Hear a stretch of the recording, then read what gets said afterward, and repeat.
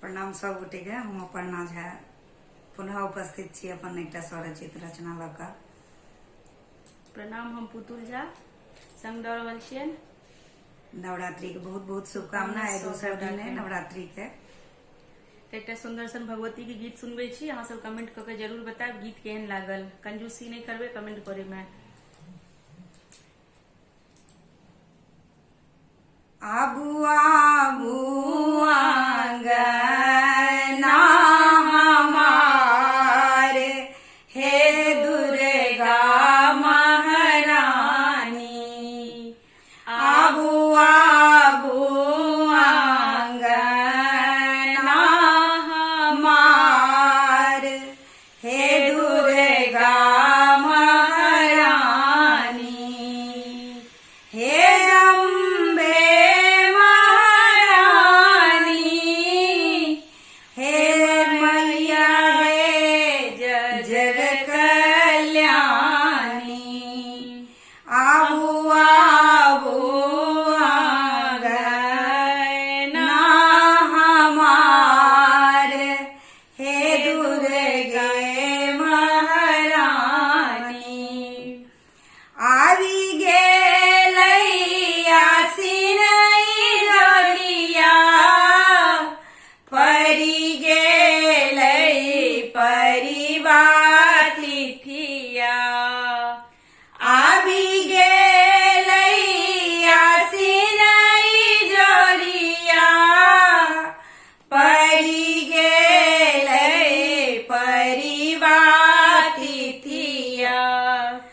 जिंदगी के मेटिया अनहरिया, हे दुर्गा महारानी।